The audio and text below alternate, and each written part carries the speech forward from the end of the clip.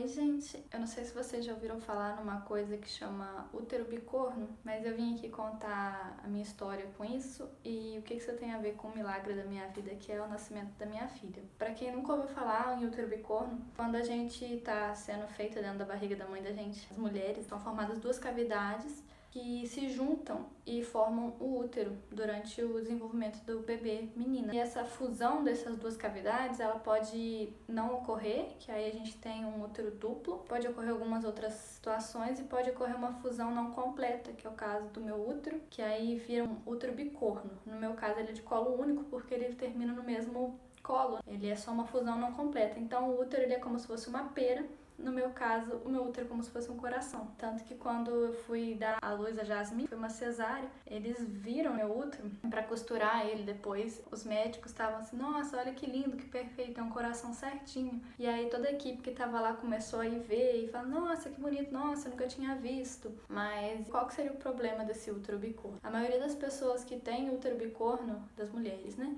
Tem útero bicorno descobrem isso após ter recorrentes abortos espontâneos. Por acaso eu descobri que eu tinha útero bicorno em 2016 e muita gente que me conhece sabe que eu tenho, porque eu sempre comento disso, não sei como, mas eu sempre arrumo um jeito de falar disso. Eu descobri, achei muito estranho, porque eu nunca tinha ouvido falar disso, apesar de ser da área da saúde, não é uma coisa assim comum. Tem alguns estudos que falam 7% a 2% das mulheres que têm algum tipo de anomalia no útero. E no caso, o útero bicorno é a anomalia mais comum, que é cerca de 40% das mulheres que têm alguma anomalia têm o útero bicorno. Então, o útero bicorno é uma condição importante de aborto espontâneo. Não é só isso, né? Tem várias outras situações que você pode ter um aborto espontâneo.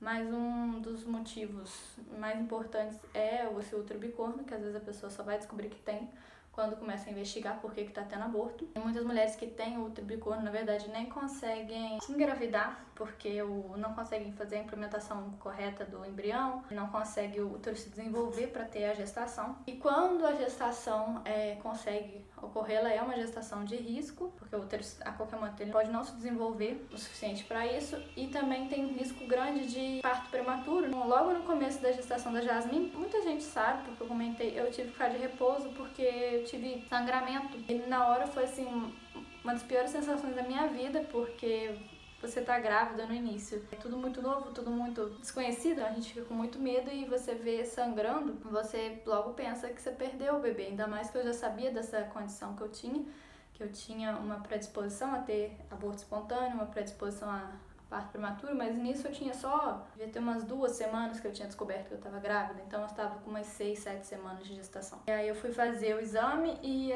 não era isso, era uma outra situação que também só ocorreria com alguém que tem útero bicorno, igual eu, só que é um outro assunto. E acabou que ficou tudo bem, mas eu tive que fazer repouso e eu fiquei os 3 primeiros meses, na verdade até as 18 semanas, se eu não me engano, fazendo repouso, com medo de perder minha filha, porque eu sabia que era um risco.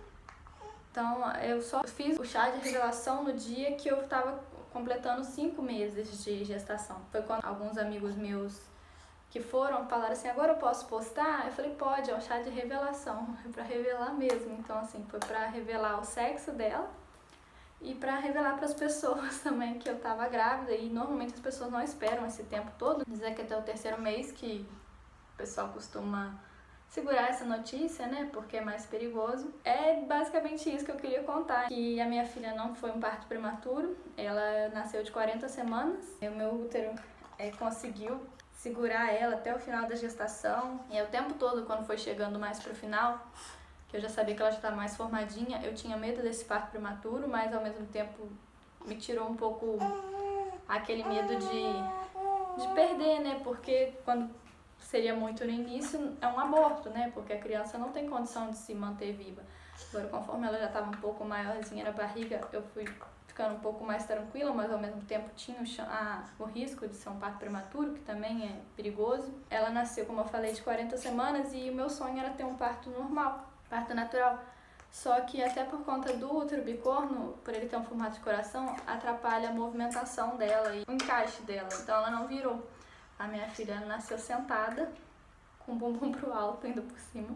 E eu já vi até algumas discussões sobre mãe de cesárea, mãe de parto normal, as pessoas assim defendendo que mãe de cesárea é tão mãe quanto a outra e Eu não tenho dúvidas disso, até pensando no meu caso, porque a gente sabe que o parto normal tem benefícios para a criança, benefícios para a mãe, mas eu preferia, depois de ter passado isso tudo com a minha filha de risco, sabendo do meu útero, ter um parto que eu sabia que ia ser mais seguro para ela, já que ela não estava virada, do que esperar chegar porque ela já nasceu de 40 semanas e 3 dias e ela não tinha nenhum sinal de que ia sair, né? Ela não tinha contração, não tinha nada. Do que esperar passar do tempo e ser uma coisa de risco para ela. E é isso, basicamente, que eu queria falar sobre ela ser meu milagrezinho. E ela não foi planejada, como muita gente deve imaginar, muita gente sabe, mas ela não foi planejada por mim, mas foi por Deus. E eu pedi ela, já contei isso pra algumas pessoas, que eu pedi ela, mesmo sem saber que eu tava fazendo isso, eu pedi pra minha filha vir, né, amor? E eu comecei a pensar em contar tudo isso porque hoje eu fui fazer uma ultrassonografia do útero, a primeira depois da gravidez. Existem alguns casos, inclusive, que o útero bicorno ele passa a ser meio que um útero normal depois da gravidez, porque essa divisão que tem entre eles se rompe na hora do desenvolvimento do bebê. Mas no meu caso não aconteceu isso, eu continuo tendo um útero bicorno e continuo tendo 2 cornos. Eu fui fazer esse ultrassom e eu comecei a pesquisar algumas coisas por conta desse ultrassom. E aí eu fui vendo os dados, né, de útero bicorno e gestação. E graças a Deus não foi uma coisa que eu não fui pesquisar muito quando eu tava grávida. Eu já sabia desses riscos antes, quando eu descobri que eu tinha útero bicorno, mas na gravidez eu não pesquisei. E foi bom porque eu acho que se eu tivesse pesquisado eu ia ficar com muito medo, porque se vocês foram pesquisar, vocês vão ver que são dados assim que assustam um pouco. Mas é isso, eu queria dar esse alerta, assim, que às vezes alguém que você conhece teve alguns abortos, pode ser porque ela tem esse tipo de útero. No caso, eu fiz uma ultrassom transvaginal por um motivo aleatório, eu estava investigando outras coisas com o ginecologista e o médico suspeitou desse útero bicorno pelas imagens do ultrassom, mas o exame que comprova e que você vê o útero bicorno mesmo é a ressonância magnética. Então depois eu fiz uma ressonância magnética da pelve para constatar, diagnosticar que eu tinha esse útero diferenciado. Então é uma coisa muito desconhecida e que atinge poucas pessoas também. Mas é isso, hein? Não sei porque eu voltei chorando desse meu exame, mas chorando de amor, que é uma sensação muito doida e que eu acho que todo mundo devia experienciar um dia, chorar de tanto que você ama alguém, de tanto que você é agradecido por ter alguém na sua vida. Quem me conhecia já sabe que nunca foi um sonho pra mim ser mãe, mas ela é meu sonho, né, filho?